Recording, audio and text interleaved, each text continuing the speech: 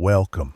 If your day's been long or your thoughts too loud, I'm here to read you something gentle. Feel free to subscribe if you'd like me to read to you again tomorrow. By the way, what time is it where you are right now? When I was young, Sunday evenings carried a feeling I couldn't quite explain, a kind of hush that settled over the neighborhood just before the streetlights blinked on. The weekend was winding down, dinner was done, and the sky always seemed a little softer than usual, like it was catching its breath before the week ahead. That was when we walked, just down the street, past the rust-colored mailbox and the leaning telephone pole, to the little corner store tucked beneath a faded green awning. It wasn't far, maybe 4 blocks at most, but it felt like a journey. Sometimes my older brother came with me, hands shoved in his hoodie pockets, walking a step ahead like he was always headed somewhere else. Other times, it was my dad, who walked slower, steadier, like the street itself would be there forever and there was no need to rush. We rarely spoke much. It wasn't that kind of walk. But I always liked it the way the sidewalk held on to the sun's warmth, the sound of our shoes scuffing against leaves that hadn't been swept up yet, the occasional wave from a neighbor watering their plants or locking their front gate. In my pocket, I usually carried a few coins, enough for a small candy bar, maybe a soda if I chose carefully. And when we reached the store, with its flickering fluorescent lights and hand-drawn signs in the windows, it always smelled like dust and chewing gum and something faintly sweet I could never quite name. I'd take my time, wandering between the narrow aisles, letting my fingers trail along the shelves as if touching the plastic wrappers made the choice easier. My dad never rushed me. He'd lean against the counter, nodding politely to the man behind the register, a man who always seemed to know who we were, even if I couldn't remember ever being introduced. And then we'd walk back the way we came, the sky now dimmer, windows glowing yellow as people settled in for the night. It wasn't a tradition we ever talked about. No one said, "Let's make this a ritual." It just happened, week after week, quietly stitching itself into the background of my childhood. And now, years later, when I find myself walking alone on a still Sunday evening, I sometimes catch that same feeling again, like the sidewalk remembers, even if no one else does. The walks with my brother felt different, though the route was always the same. We'd leave the house without much fanfare, me tugging on my shoes at the door, him already halfway down the path, hood pulled up, hands deep in his pockets like he was bracing against something heavier than the cold. He was 3 years older, which at that age felt like a canyon, and he carried himself like someone who had already seen enough of the world to be tired of it. I'd walk a few steps behind, not because he told me to, but because that was the space that felt natural between us, him leading, me following, the air between us filled with all the things we didn't know how to say. Sometimes he'd talk, usually about music or kids from school or a game I wasn't allowed to play yet. Other times he'd be silent, chewing the inside of his cheek like he was working something out. And still, I liked being beside him. There was something in the way he walked, not fast, but like he knew exactly where his feet were supposed to land. At the corner store, he'd head straight to the fridge in the back, pull out a soda, maybe grab a pack of gum or a bag of chips, barely glancing at me as I wandered slower, more indecisive. He always finished first, He'd lean against the doorframe or wait outside, tossing the wrapper of his snack from hand to hand while I counted my coins too carefully. We didn't talk much on the way home, but there were moments, small ones, when he'd point out something on the sidewalk or kick a pebble toward me, and I'd know it was his way of saying, "I see you. I don't always get you, but I see you."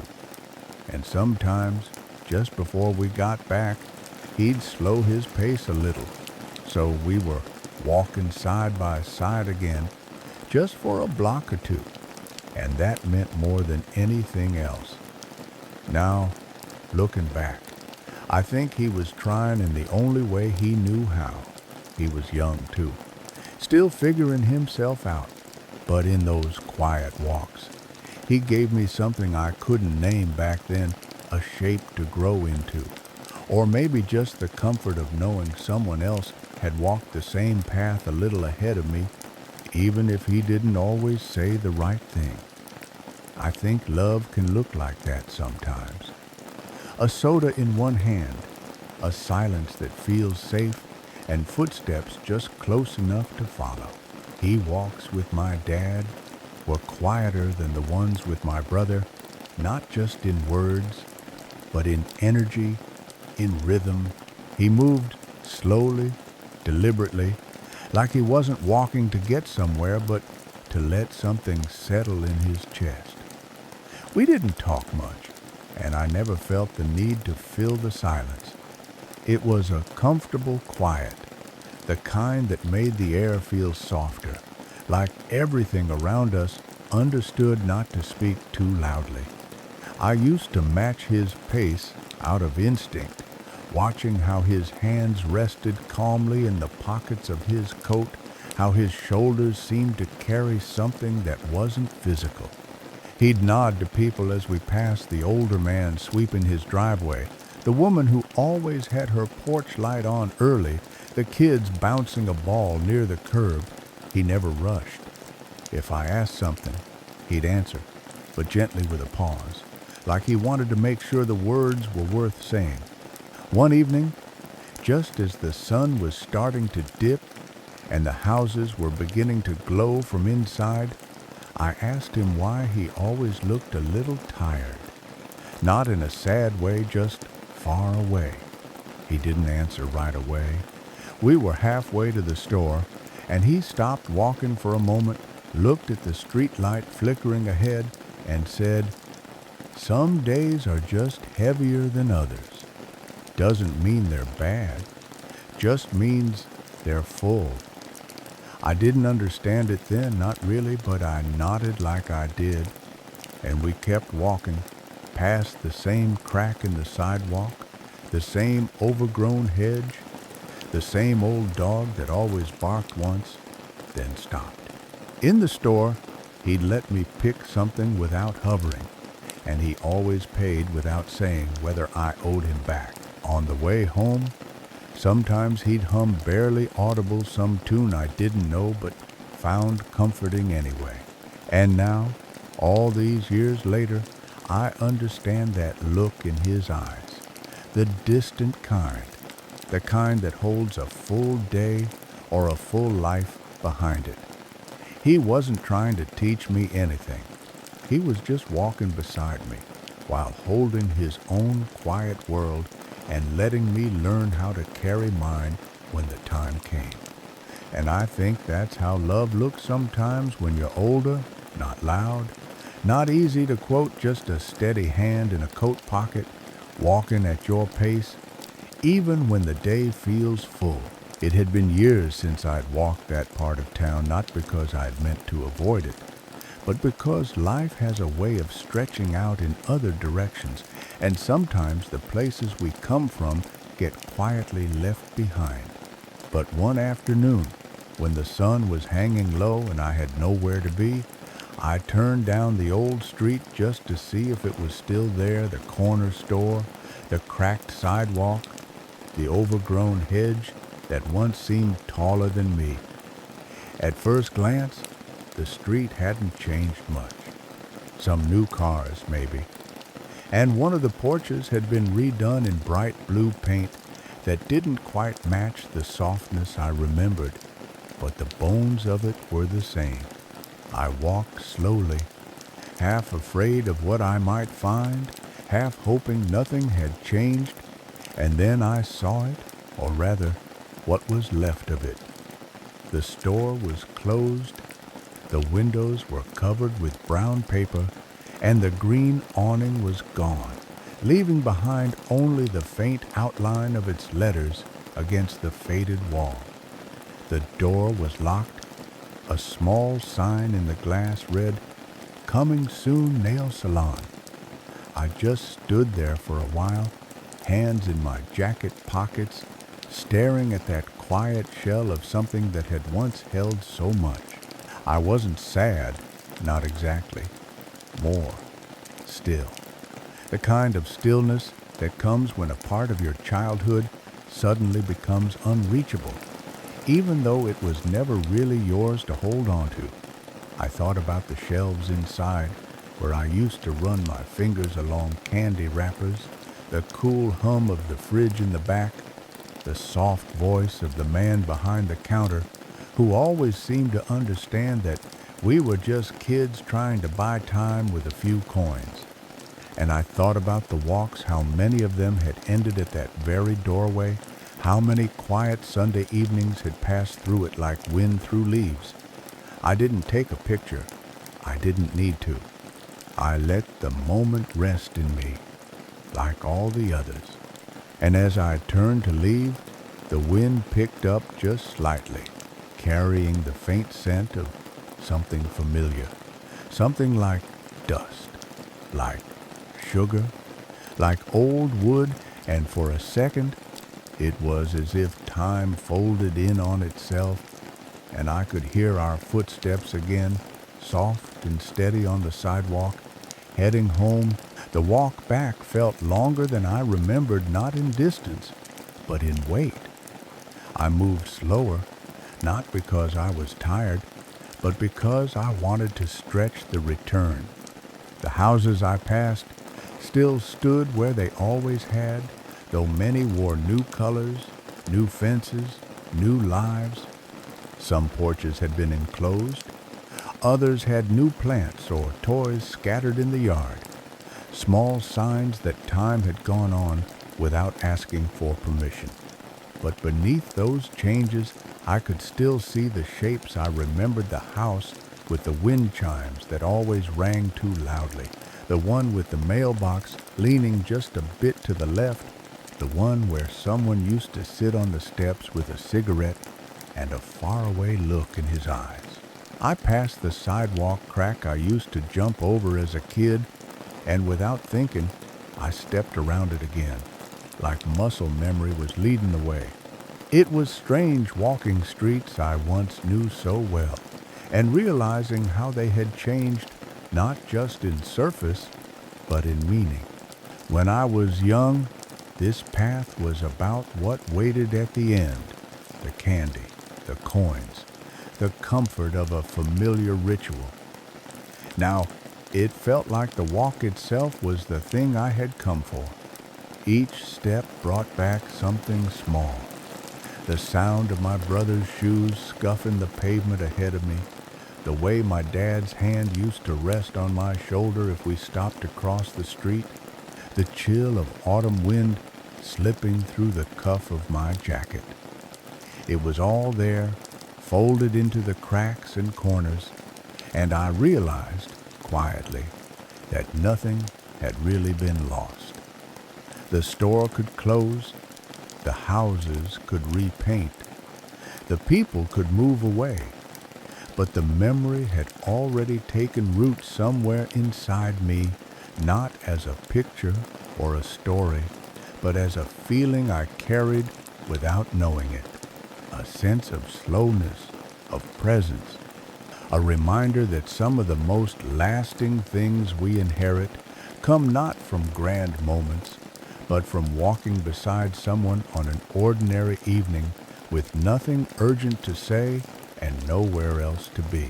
It took me a long time to realize that those old walks still lived in me not as memories I called up on purpose, but as habits that settled quietly into my daily life like rain sinking into soil. Sometimes I catch myself walking a little slower than I need to, especially in the evenings, especially when the air is cool and the world feels softer around the edges. I pause at corners more than most people do. I notice porch lights, the sound of leaves against pavement, the way a sidewalk bends gently beneath my feet. And I think that's because those Sunday walks taught me something I didn't have words for then, that it's okay to move without urgency, that not every step has to be towards something. Sometimes the walk itself is the whole point. I've found that I carry those same rhythms when I'm with other people too, friends, family, sometimes even strangers. I don't rush their words. I don't fill silence just to fill it.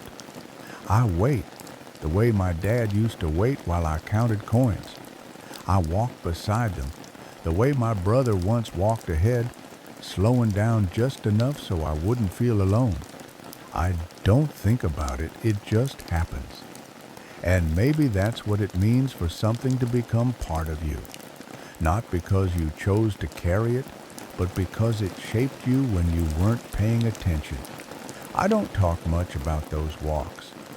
If you ask me what I remember from childhood, I'd probably mention other things.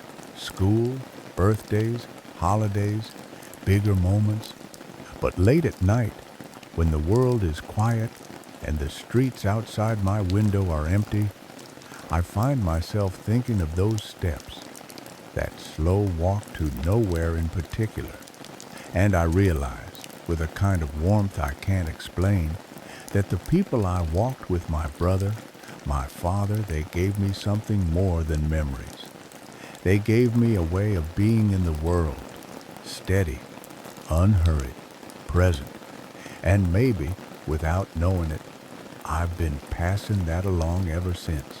It happened on a quiet Sunday evening, one of those cool ones where the air feels gentle against your skin and the sky holds on to light just a little longer than expected. I was walking with my nephew. He's 9, maybe 10, that in-between age where kids still ask questions out loud but have started keeping the important ones to themselves. We were headed nowhere special, just down the street for ice cream, but the moment felt familiar in a way that stopped me mid-step. He was walking beside me, not saying much, just kicking a pebble ahead every few feet and glancing sideways now and then, like he was thinking something he didn't want to say. And without meaning to, I found myself matching his rhythm, slowing when he slowed, walking a little behind when he wandered ahead. It wasn't a decision, more like muscle memory rising to the surface, the kind that lives in your body long after the original moment has passed. At one point, he stopped at the corner, looked up at me, and asked, "Do you ever get sad for no reason?" The question floated between us like smoke, soft, weightless, but impossible to ignore. I didn't answer right away. I just nodded a little and said, "Yeah, sometimes."